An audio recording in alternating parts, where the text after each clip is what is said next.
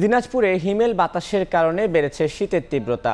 বিস্তারিত জানাতে সহকর্মী গোলাম রয়েছেন বিরলের কাঞ্চনঘাট এলাকায়। সরাসরি যাচ্ছি তার কাছে।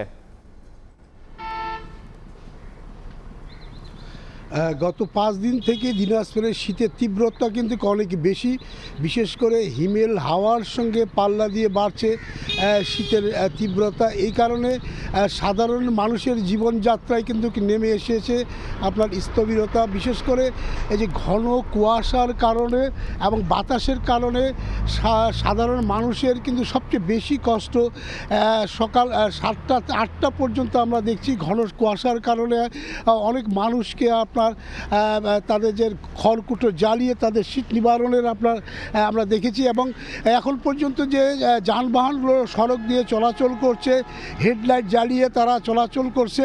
এবং আরেকটি বিষয় আপনাকে জানিয়ে রাখি যে এই সকাল থেকে বা ভোর থেকেই বিভিন্ন ছোটোখাটো যানবাহনে যারা খেটে খাওয়া মানুষ, যারা শ্রমিক, কৃষি শ্রমিক, অনেককে আমরা দেখেছি যে কাজের সন্ধানে তারা শহরে আসেন এবং এই কষ্টের মধ্যে অনেকে যেটা বলেছেন যে বের হতে পারেন না।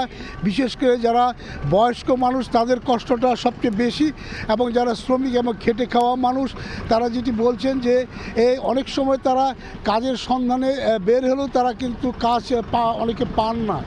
তো আরেকটি বিষয় হচ্ছে এই সময়টাতে মানুষের যে দুর্বিষহ অবস্থা, সেই কারণে বিশেষ করে গ্রাম অঞ্চলের যারা শ্রমিক তারা সবচেয়ে বেশি আপনার কষ্টে রয়েছেন।